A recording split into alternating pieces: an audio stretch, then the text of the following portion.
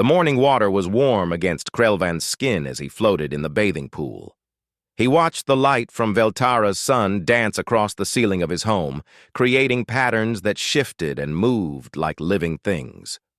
Outside, he could hear the sound of the city waking up, the gentle hum of transport pods moving through the air, the distant calls of water birds near the coast. "You're thinking too much again," Hannah said from the doorway. She smiled at him, her silver eyes bright in the morning light. "The water will get cold if you stay in there all day." Krelvan laughed and pulled himself from the pool. Hannah handed him a drying cloth, and he pressed his forehead against hers in the traditional greeting between bonded mates.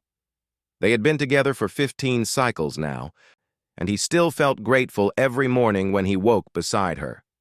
Their 2 children were already awake, playing in the common room. The youngest, barely 3 cycles old, was trying to stack building blocks higher than his head. The elder child was reading from a data pad, her face serious with concentration. She wanted to be a historian when she grew up, just like Elder Day. "Good morning, little ones," Krelvan said. Both children looked up and ran to him, wrapping their small arms around his legs. He lifted them both, one in each arm, and they squealed with delight. "Father, can we go to the tide pools today?" his daughter asked. "I want to see if the new coral samples have grown." "Maybe this evening," Krelvan said. "First, Father has to go to work." The Tidal Institute stood at the edge of the city, where the buildings met the ocean. Krelvan had worked there for 10 cycles, studying exotic matter and energy fields. The work was peaceful and slow, the way all Sharavan preferred their lives. There was no rush, no pressure, just the steady accumulation of knowledge, one discovery, building upon another. His colleague Minho was already in the laboratory when Krelvan arrived. Minho was younger, full of enthusiasm for every small breakthrough. He waved excitedly as Krelvan entered. "Look at this," Minho said, pointing to a display screen. "The resonance patterns have stabilized. We might actually understand how to channel exotic particles by the end of the year." Krelvan studied the data. It was impressive work. "This is good. Elder Day will be pleased." "Speaking of Elder Day," Minho said, his voice dropping lower, "have you heard the news from the council?" Krelvan shook his head. He didn't pay much attention to council business. Politics had never interested him. "There's a new species making contact with systems near ours," Minho explained. "They call themselves humans. They've reached out to the Kelmar Union and the Prithvi Collective. Some council members think we should establish formal contact." "That's good," Krelvan said. "New species bring new ideas, new ways of seeing the universe." Minho nodded but looked uncertain. Elder Day seemed worried in the morning briefing. He said something about their expansion rate being unusual. "Elder Day worries about everything," Krelvan said with a gentle smile. He still remembers the old stories from before the Great Peace. He sees danger in shadows. The Great Peace had lasted for 3,000 cycles. The Sharavan had abandoned warfare after nearly destroying themselves in ancient conflicts. Those days were so far in the past that they seemed like myths now. War was something that happened in history texts, not in real life. At midday, Krelvan ate lunch with several colleagues in the Institute's garden. They sat beside a fountain, discussing philosophy and science. The conversation turned to the humans again. "I heard they use primitive chemical rockets for space travel," one researcher said. "Can you imagine? So inefficient." "Perhaps they're just young as a civilization," another suggested. "We all start somewhere." "I think we should welcome them," Minho said. "Share our knowledge. Help them advance more quickly." Elder Day joined them, his old body moving slowly. He had lived for nearly 200 cycles, far longer than most Sharavan. His eyes were clouded with age, but his mind remained sharp. "You speak of the humans," Elder Day said, sitting carefully on a bench. "You speak with the confidence of those who have never known war." "Respectfully, Elder," Krelvan said. War is in the past. No civilized species fights anymore. The galaxy has moved beyond such primitive behavior. Elder Day was quiet for a moment. I have studied the old texts more than anyone else alive. I remember what our ancestors wrote about the nature of conflict. They warned us to never forget that peace is a choice, not a natural state. It must be maintained. But the humans haven't threatened anyone, Minho pointed out. They've been peaceful in their contacts. Perhaps, Elder Day said. But watch them carefully. I have reviewed their transmissions. There is something in their behavior that troubles me. They expand too quickly. They build too many ships. They ask too many questions about military capabilities. You see threats where there are none, another researcher said gently. This is the problem with studying ancient history. It makes you paranoid. Elder Day smiled sadly. I hope you are right. I truly do. That evening, Krelvan returned home as the twin moons began to rise. Hana had prepared the evening meal, and they ate together as a family. The children told stories about their day at Learning Center. His daughter had started a new project about ancient Sharavan architecture. His son had learned a new swimming technique. After the children went to sleep, Krelvan and Hana sat on their dwelling's observation deck. The city lights sparkled below them like stars reflected in water. Above, the actual stars shone bright and clear. Minho told me about the humans today, Hana said quietly. Elder Day is worried. Elder Day always worries, Krelvan said, putting his arm around her shoulders. He's old. He remembers stories that happened so long ago they might as well be fiction. Do you think they're dangerous? Krelvan looked up at the stars. Somewhere out there, humans were traveling between worlds, meeting new species, building their civilization. I think they're probably just like us, trying to understand the universe, trying to live peaceful lives, looking up at the stars and wondering what's out there. Hana leaned against him. I hope you're right. I am, Krelvan said with confidence. The galaxy is too big for conflict anymore. We're all too connected, too dependent on each other. War is a thing of the past. They sat together in comfortable silence, watching the moons cross the sky. Krelvan felt completely safe, completely content. His family was healthy. His work was meaningful. His world was at peace. He had no way of knowing that in 3 days, everything he loved would be gone. He had no way of knowing that human warships were already moving toward Veltara, their weapons armed, their orders clear. He had no way of knowing that Elder Day's fears were not paranoia, but prophecy. For now, Krelvan simply held his mate close and watched the stars, believing in a future that would never come. The alarm started at dawn. Krelvan woke to a sound he had never heard before, a piercing wail that made his blood feel cold. Hana sat up beside him, her eyes wide with confusion. What is that? She asked. Krelvan didn't know. The city had warning systems for natural disasters, storms, and earthquakes. But this sound was different. This sound felt like it came from some ancient part of his mind, some instinct buried deep that recognized danger even when the conscious mind did not. He got out of bed and moved to the window. The sky was wrong. Streaks of light were falling from above, but they weren't meteors. They moved with purpose, changing direction as they fell, and above them, visible even in the early morning light, were shapes that didn't belong. Massive shapes hanging in the sky like dark clouds. Get the children, Krelvan said, his voice tight. Get them now. Hana ran to the children's room. Krelvan activated the communication console, but the screen showed only static. He tried again. Nothing. The entire network was down. The first explosion came from the eastern part of the city. The sound was so loud that the windows shook. Krelvan grabbed the edge of the console to steady himself. Another explosion followed, then another.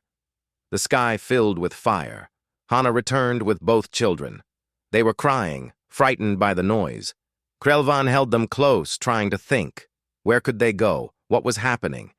"We need to get to a shelter," Hana said. "The emergency bunker's near the Institute." Krelvan nodded. It was the only plan that made sense. They gathered what they could in seconds: water containers, emergency supplies, identification crystals, then they ran. The streets were chaos. Shreven were running in every direction, some toward shelters, others simply away from the explosions. Transport pods had stopped working, the power grid was failing. More of those burning streaks fell from the sky, and wherever they landed, buildings collapsed. Krelvan pulled his family through the crowd. His daughter held tight to his hand. His son clung to Hana's back. They pushed forward, but the crowd was too thick, too panicked. Everyone was trying to reach the same places, the same shelters. Then Krelvan saw them. The humans. They came from the burning streaks, from metal pods that had crashed into the city. Figures in heavy armor carrying weapons that looked nothing like the ceremonial arms in Shreven museums. These were tools made for killing, and the humans used them with terrible efficiency. A group of Shreven civilians ran past the humans, trying to escape. The humans didn't hesitate. They raised their weapons and fired. The sound was sharp and quick. The Shreven fell and didn't move again. Krelvan stopped moving. His mind couldn't process what he was seeing. This wasn't possible. Civilized species didn't do this. War was ancient history. This couldn't be real. "Krelvan!" Hana screamed. She pulled at his arm. "We have to go!" He shook himself and started moving again. They turned down a side street away from the main roads, away from the humans, but the explosions were everywhere now. The city was being destroyed systematically, section by section. They reached the Institute 20 minutes later, though it felt like hours. The building was damaged but still standing. Krelvan led his family through the entrance. Inside, other survivors huddled in the corridors. Some were injured. All were terrified. "Krelvan!" Minho called out from further down the hall. He was bleeding from a cut on his head, but he was alive. "Thank the currents you made it. We need to get to the lower levels. The humans are sweeping through every building." "The humans did this?" Krelvan asked, though he already knew the answer. "Why? We never threatened them. We never even made contact." "I don't know," Minho said, "but Elder Day was right. We should have listened." They moved down into the basement levels of the Institute, where the research laboratories were built deep into the ground. Hana settled the children in a corner with some other families. The children were quiet now, too frightened to cry. Krelvan stood with Minho near the sealed door, listening to the sounds from above: explosions, weapons fire, screaming, the sounds of a world ending. "I need to go back," Krelvan said suddenly. "I left data at our dwelling, research notes, everything." "Are you insane?" Minho grabbed his arm. "You can't go back out there." "I have to," Krelvan said. He knew it was foolish, but something in him refused to accept this reality. If he could just get back home, maybe this would all make sense. Maybe he could salvage something from this nightmare. He turned to Hana. "Stay here with the children. Keep them safe. I'll be back before dark." "Krelvan, no," Hana said, fear clear in her voice. "Don't go, please." "I have to," he said. He pressed his forehead to hers one last time. "I love you. I'll come back." He left before she could stop him. He left before he could change his mind. It was the worst decision of his life, but he didn't know that yet. The journey back took twice as long. Krelvan had to hide constantly, ducking into buildings and alleys whenever he heard the sound of human patrols. He saw more bodies. Shreven who hadn't made it to shelter. Shreven who had been shot while running. Shreven who had been crushed by falling buildings. He saw human soldiers up close for the first time. They were smaller than Shreven, but they moved with a speed and precision that was frightening. They communicated through devices on their armor, coordinating their movements. They swept through each building methodically, clearing every room. Krelvan realized with growing horror that this wasn't just an attack. This was an extermination. The humans weren't here to conquer.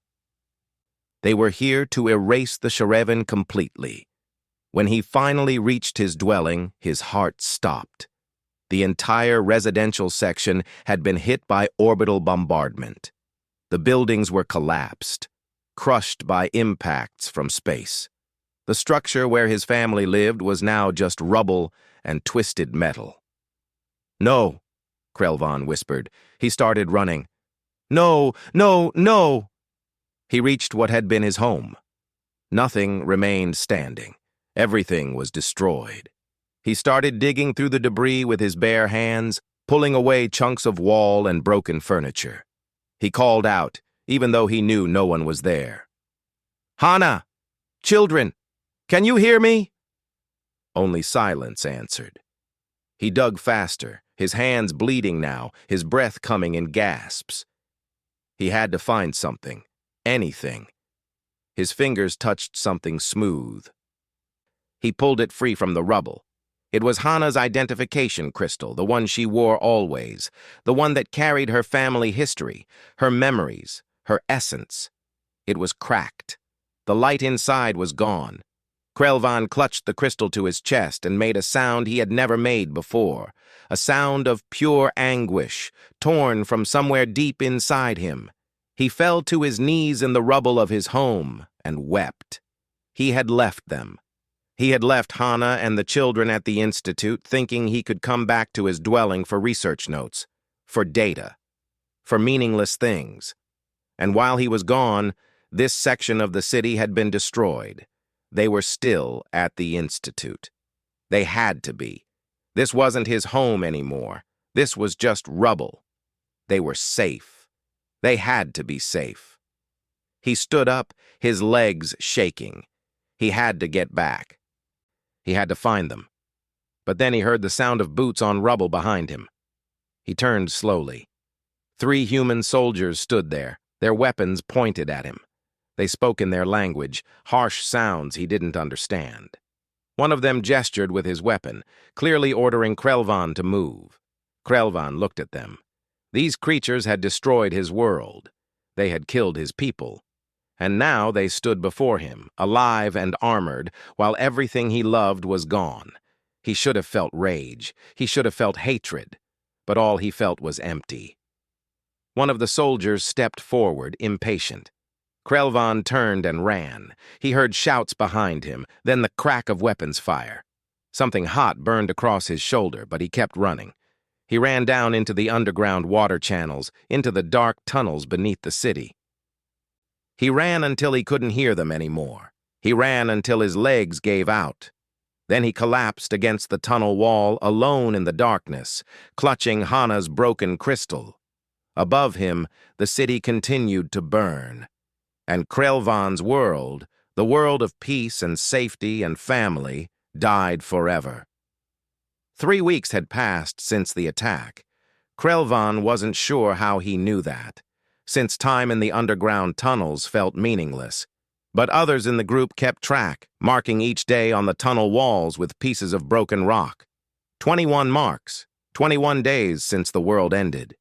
He sat in a small cave chamber with 14 other Shiravan. They were all that remained of his city as far as anyone knew. Maybe there were more survivors hiding elsewhere, maybe not. Communications were still down. The humans controlled everything above ground. The group had organized itself out of necessity. Everyone had a role. Kyung was the leader, a former civil engineer who understood the tunnel systems better than anyone. Yuna was their military expert, though her expertise came only from studying ancient history. Tai-Ho was an engineer who could fix almost anything with spare parts. There were others, too, each with their own skills, their own stories of loss. Krelvan's role was unclear. He had skills in exotic matter research, which was useless now. Mostly he just sat and stared at Hana's broken crystal. He hadn't spoken much since joining the group. "We need to make a supply run," Kyung announced to the group. "Food stores are running low. The emergency rations won't last another week." "The humans patrol every building now," someone said. "It's too dangerous." "We don't have a choice," Kyung replied. "We either risk it or we starve." Yuna stepped forward. She was older than Krelvan. her skin showing the marks of many cycles. But her eyes were sharp and alert. "I'll go. I know how to move without being seen. The old texts described urban warfare tactics. I've been studying them since the attack." "You'll need help," Taiho said. "I'll come with you. We also need electronic components if we can find any. I'm close to getting a communications device working. If we can communicate, we might find other survivor groups," Kyung said hopefully. "We can't be the only ones left." Krelvan listened to them plan. Part of him wanted to help. But another part, the part that held Hana's crystal, didn't care about anything anymore. What was the point? Even if they survived, even if they found other Sharevan, their civilization was destroyed. The humans had won. The supply team left before dawn, when the human patrols were changing shifts. Yuna had observed their patterns carefully over the past weeks. They returned 6 hours later with bags of dried food, and more importantly, several pieces of electronic equipment salvaged from a destroyed military archive. "The archive was mostly intact," Taiho said excitedly. "The humans haven't reached that sector yet. There are still functioning computers there." "Did you access any data?" Kyung asked. "Some," Yuna said quietly. Her face was troubled. "There were military reports from other systems. Reports that came in before the communications network went down." Everyone gathered around her. "What did they say?" someone asked. Yuna's voice was heavy. "The humans attacked 3 other species in the past 10 cycles. The same pattern every time. No warning, no declaration, just overwhelming force." The group fell silent. Krelvan felt something stir inside him, something beyond the numbness. "Why?" he asked. It was the first word he'd spoken in days. Yuna looked at him. "I don't know yet, but I'm going to find out." Over the next week, Taiho worked frantically on the communications equipment. He combined parts from different systems, creating something new from the salvaged pieces. Krelvan found himself drawn to help. It gave him something to do besides think. "This receiver is damaged," Taiho said, examining a circuit board. "Can you check if there's a redundant pathway we can use?" Krelvan took the board and studied it. His research background helped him understand the flow of energy through the circuits. "Here," he said, pointing to a section. "If we bypass this node and reroute through this pathway, it should work." Taiho smiled. "Good. You're useful after all." It took 3 more days, but finally Taiho activated the device. Static filled the air, then slowly resolved into broken transmissions. Most were human communications, encrypted and impossible to understand, but occasionally they caught fragments of Sharevan broadcasts from other worlds. "Requesting assistance. Humans in Sector 7. Civilian casualties estimated at... No response from the Council. We are alone." The broadcasts painted a clear picture. The humans hadn't just attacked Veltara. They had attacked multiple Sharevan colonies simultaneously. It was a coordinated assault across several systems. The Sharevan civilization, which had existed for thousands of cycles, had been nearly destroyed in a single day. "I need to go back to the archive," Yuna said. "There has to be information about why they did this." "It's too dangerous," Kyung protested. "The humans are expanding their patrols." "I have to know," Yuna insisted. "We can't fight back if we don't understand our enemy." Krelvan surprised himself by speaking up. "I'll go with you." Everyone looked at him. He had barely left the cave chamber in weeks. "Are you sure?" Kyung asked. Krelvan looked down at the crystal in his hand. Hana would want him to do something. She wouldn't want him to just sit in the dark waiting to die. "I'm sure." They left that night. Yuna moved through the tunnels with confidence, always listening, always alert. Krelvan followed, his body weak from weeks of inactivity. They emerged from the tunnels far from the archive, then traveled above ground in short bursts, hiding whenever they heard human patrols. The city was unrecognizable. Buildings that had stood for centuries were now rubble. Streets were empty except for human soldiers and their vehicles. The occupiers had set up checkpoints at every major intersection. The few Shreven Krelvans saw were being herded into designated areas, their movements controlled and restricted. "They're organizing us," Yuna whispered, "like livestock." They reached the archive just before dawn. The building was damaged but still standing. Yuna led him to a basement level where old military computers were stored. These systems predated modern networks, which was why they still functioned. Taiho had given them a data crystal that could interface with the old systems. Yuna inserted it and began searching through files. Krelvan stood watch by the door, listening for any sounds of human presence. "I found something," Yuna said after an hour.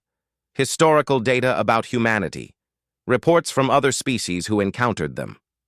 Krelvan moved to look over her shoulder. The screen showed text in the common galactic language. He read quickly. Humanity had encountered a hostile species called the Vrex approximately 50 cycles ago. The Vrex had attacked Earth without warning, nearly destroying humanity's home world. Only through desperate fighting and massive casualties had humans survived. After the Vrex War, humanity changed. They became obsessed with survival at any cost. They built massive fleets. They studied warfare constantly, and they developed a doctrine: never let another species grow strong enough to threaten them. Strike first, survive forever. "They're afraid," Krelvan said softly. "This is all because they're afraid." "Keep reading," Yuna said. The next section explained the trigger. Human intelligence had detected that the Shreven were conducting advanced biotechnology research.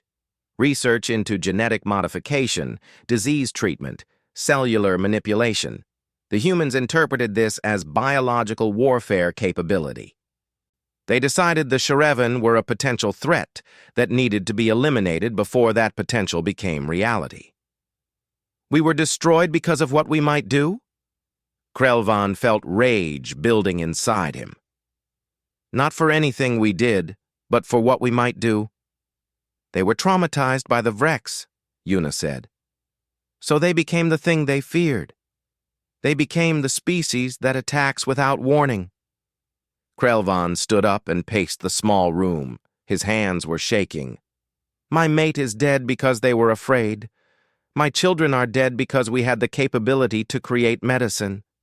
Do you understand how insane that is?" "I understand," Yuna said quietly. "But understanding them doesn't change what we have to do." "What do we have to do?" Krelvan asked. Yuna looked at him directly. "We have to fight.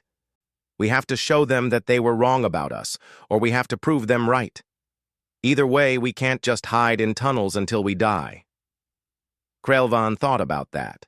The Shreven had abandoned warfare 3,000 cycles ago. Their last wars had nearly destroyed their species. The Great Peace had been built on a promise: never again would they take up arms. But the humans had left them no choice. Peace only worked when both sides chose it. "I don't know how to fight," Krelvan said. "Neither do I," Yuna admitted. "But I know how to learn. And I know that sometimes survival requires us to become something we're not." They gathered all the data they could carry and prepared to leave. But as they reached the exit, they heard voices outside.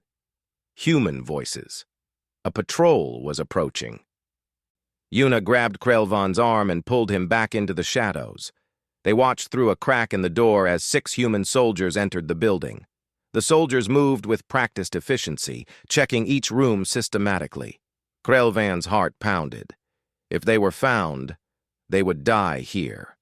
But something else stirred in him too.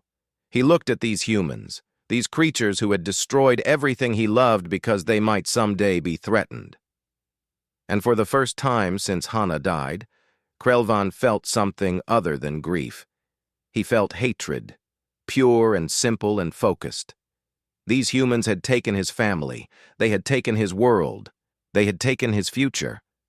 Maybe he could take something from them in return. The humans passed within 3 meters of where Krelvan and Yuna hid. They could hear the soldiers talking in their harsh language, could see the weapons hanging from their armor, but the patrol moved on without finding them. After they left, Krelvan and Yuna waited another hour before slipping out and returning to the tunnels. The information they brought back changed everything.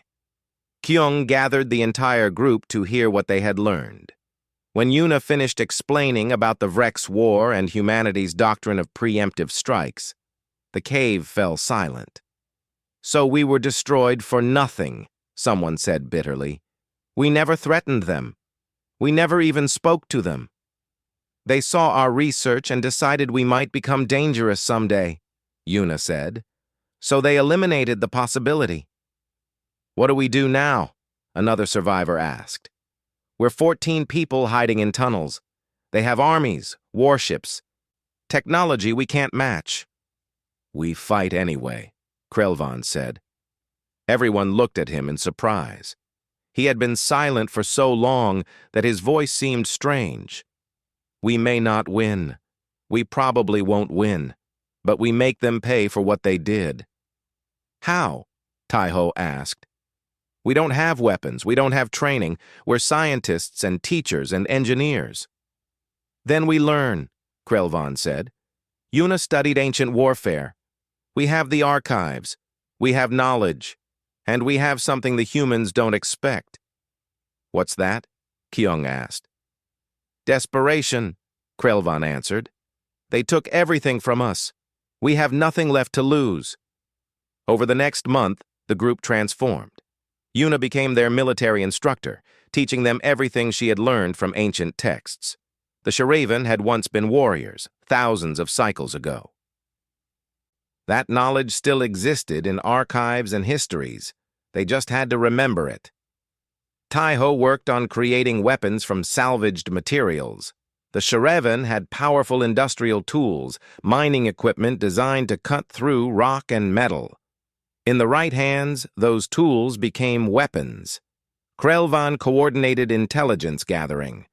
Using the communication device, they monitored human broadcasts and patrol patterns. They mapped the occupation forces, identifying supply routes and weak points. His research mind proved useful for analyzing patterns and finding vulnerabilities. They recruited more survivors who emerged from hiding. The group grew to 30, then 50. Most were like Krelvan, ordinary people who had lost everything and wanted revenge. Some were young, barely adults. Others were old, their bodies weak, but their resolve strong. Among the new arrivals was a young female named Soman. She couldn't have been more than 16 cycles old. She had survived alone for 5 weeks, hiding in the ruins of her learning center. When she first arrived, she wouldn't speak to anyone. She just sat in the corner and stared at nothing. Krelvan saw himself in her. The same emptiness, the same grief. He started sitting with her during mealtimes, not talking, just being present. Slowly, over days, she began to respond. "My parents worked at the spaceport," she finally said one evening. "They were there when the humans hit it with orbital strikes. They died instantly at least. They didn't suffer. My mate and children were at the institute when our residential sector was destroyed," Krelvan said quietly. "I wasn't with them. I left to get some research notes from home." "Do you blame yourself?" Soman asked. "Every day," Krelvan admitted. "But blaming myself doesn't bring them back. So instead, I'm going to fight the ones who took them from me." Soman was quiet for a moment. Then she said, "I want to fight too." "You're young," Krelvan said. "You should stay here where it's safer."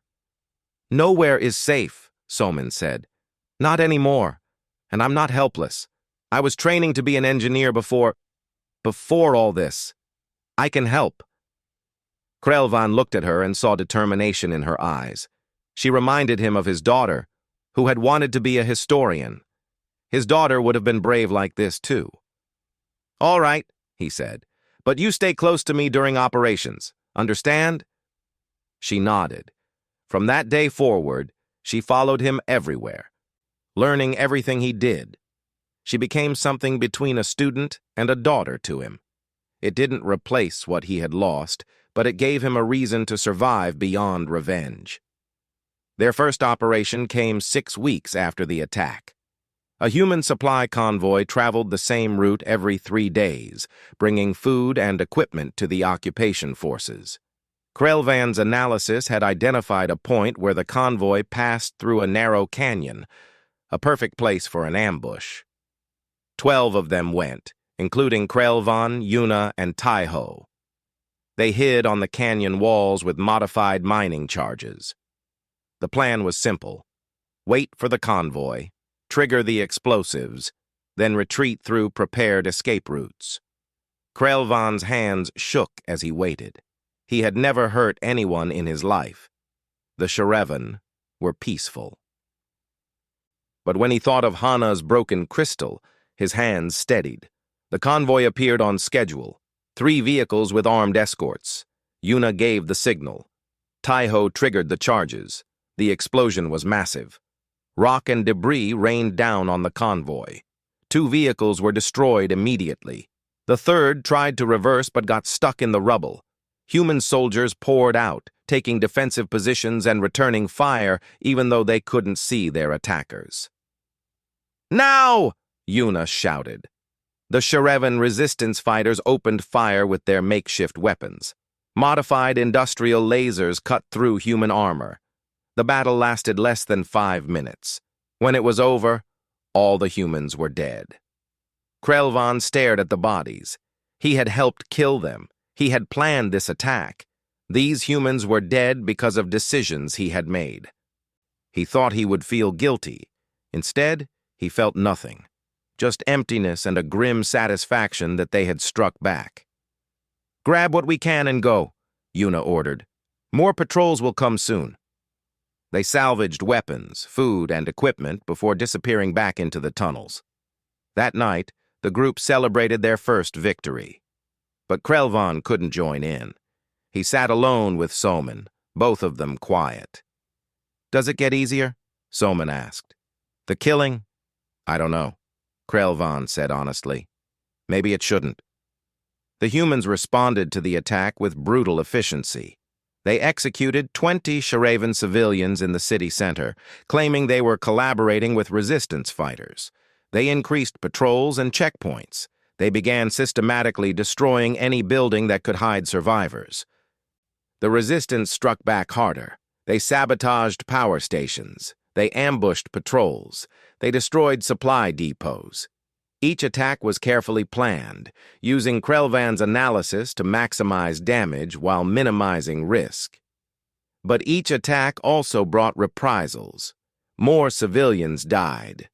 The occupation forces became more violent, more suspicious. The Shreven caught in the middle suffered most of all.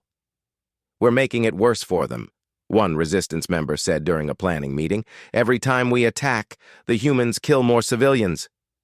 "They're killing civilians anyway," Yuna countered. "At least this way we're fighting back." The debate grew heated. Some wanted to stop the attacks, to try negotiating with the humans. Others wanted to escalate, to use the full range of Shreven technology as weapons.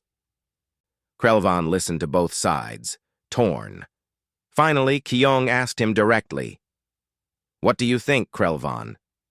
Your analysis drives all our operations. What should we do?" Krelvan thought about Hana, who had always believed in mercy. He thought about his children, who would never grow up now. He thought about Soman, sitting across from him, waiting to hear what he would say. "We continue," he said finally, but carefully. "We don't stop fighting, but we don't become monsters either. We stay focused on military targets. We avoid anything that deliberately harms civilians. The humans may have started this as exterminators, but we won't give them justification after the fact." "That limits our options," Taiho pointed out. "Good," Krelvan said. "If we're going to lose our civilization, Let's at least not lose our souls in the process. 3 months after the invasion, Taiho made a breakthrough with the communications system. He managed to establish contact with resistance cells on 2 other occupied Shreven worlds. The news was grim. The pattern was the same everywhere: overwhelming initial attacks, brutal occupations, scattered resistance groups fighting against impossible odds. But knowing they weren't alone changed something. The resistance groups began sharing information, coordinating attacks, supporting each other. The fight wasn't hopeless. It was desperate, but not hopeless. During one supply raid, Krelvan's team captured a human data device. When Taiho cracked the encryption, they found files about human psychology, training materials for occupation forces, and strategic assessments. Krelvan read through the files late into the night. What he found disturbed him more than anything else. The humans were acting out of trauma. The Vrex attack had created a species-wide psychological wound. Every human grew up learning about the attack, learning to fear that it could happen again. Their entire civilization was shaped by that one traumatic event. They attacked others not out of cruelty, but out of terror. They killed preemptively because they couldn't bear to be victims again. In a twisted way, every human soldier who pulled the trigger on a Shreven civilian was reacting to the memory of Vrex weapons pulling triggers on human civilians decades ago. "Does it matter?" Soman asked when he shared this. "Does it matter if they're afraid when the result is the same?" Krelvan didn't have an answer. 5 months into the occupation, Taiho called an emergency meeting. His face was pale, and his hands shook as he held up a data crystal. "I found something in the old research archives," he said. "Something from before the invasion. The Institute was working on a theoretical project, genetic targeting technology." Everyone gathered around as he explained. The Shreven's advanced biotechnology had been focused on medicine and healing. But the same technology that could cure genetic diseases could also be weaponized. The research showed it was theoretically possible to create a pathogen that would target specific DNA sequences. "You're talking about a biological weapon," Kyung said slowly. "One that would only affect humans." "Yes," Taiho confirmed. "The research was abandoned because our ethics councils deemed it too dangerous. But the groundwork was done. With our current knowledge and resources, I could complete it within 2 months." The chamber fell completely silent. Everyone understood what this meant. They could create a weapon that would cleanse Veltara of every human, leaving Shreven unharmed, a perfect solution to the occupation. "We should do it," someone said. "They're exterminating us slowly. This would let us fight back effectively." "It would make us exactly what they feared," another argued. "Proof that they were right to attack us." The debate raged for hours. Yuna pointed out the tactical advantages. Others raised ethical concerns. The group split almost evenly. Finally, they looked to Krelvan. "You've led our strategy from the beginning," Kyung said. "What do you say?" Krelvan sat quietly, turning Hana's crystal over in his hands. The crystal that had once held her memories, her essence, everything that made her who she was. Now it was just a broken piece of material. "Give me time to think," he said. "This decision is too important to make quickly." He walked through the tunnels alone, eventually finding a quiet chamber where water dripped from the ceiling into a small pool. He sat beside the pool and stared at his reflection in the water. If they used the bioweapon, they would win. The humans would die, and Veltara would belong to the Shreven again. It would be justice for what the humans had done. It would be revenge for Hana, for his children, for everyone they had lost. But Hana had always believed in mercy. Even when she disagreed with someone, even when they wronged her, she looked for ways to understand and forgive. Would she want him to use a weapon that would kill an entire species? He thought about the files he had read. The humans were afraid. They were acting out of trauma. That didn't excuse what they did, but it explained it. If he used the bioweapon, he would be proving that their fears were justified. He would be showing the galaxy that, yes, the Shreven were capable of creating and using weapons of mass destruction. And what would Soman learn from that choice? What kind of future would they be creating for the survivors? He returned to the group the next day. "I need to do something before I decide," he told them. "I need to see the humans up close again. Really see them." "That's dangerous," Yuna said. "Everything is dangerous now," Krelvan replied. He took Soman with him. They moved through the tunnels to an area near one of the human checkpoints. There, hidden in the shadows, they watched the occupation forces go about their daily routines. The humans looked tired. They sat in small groups during breaks, showing each other images on their data devices.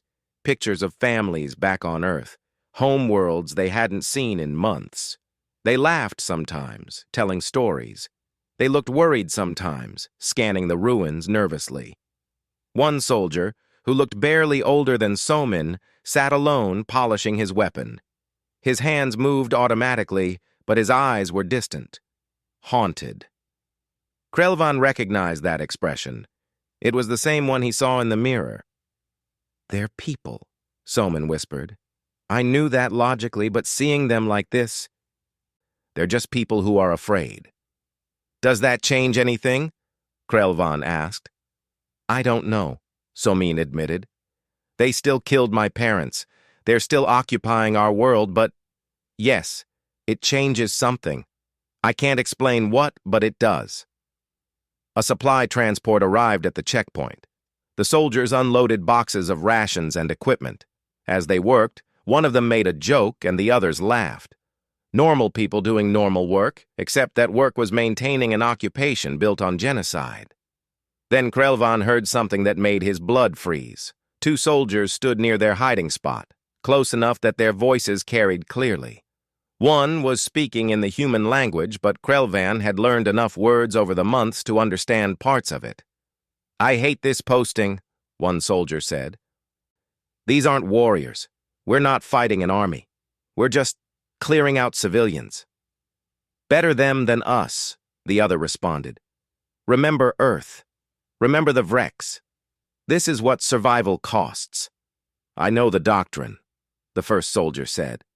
"Strike first, survive forever. But these people had children, families. We killed them all. How is that different from what the Vrex did to us?" "It's different because we're still alive," the second soldier said firmly. "That's the only difference that matters. I have a daughter back on Earth. I want her to grow up safe. If that means these aliens had to die, then that's what it means." The two soldiers moved away. Krelvan and Soman retreated into the tunnels. "Did you hear what they said?" Soman asked. "They compared us to what the Vrex did to them. They know it's wrong, but they do it anyway." Krelvan nodded slowly. They're trapped in their trauma. They're so afraid of being victims again that they became the aggressors. And they tell themselves it's necessary, that it's survival, so they can live with what they've done. When they returned to the group, everyone was waiting for Krelvan's decision. He stood before them, feeling the weight of every eye on him. "I've decided," he said. "We don't build the bioweapon." Protests erupted immediately. "They're killing us!" someone shouted. "This is our chance to fight back." Krelvan raised his hand for silence. "Listen to me. If we use that weapon, we prove the humans were right about us. We become exactly what they feared. We show the galaxy that, yes, the Shreven are a biological threat.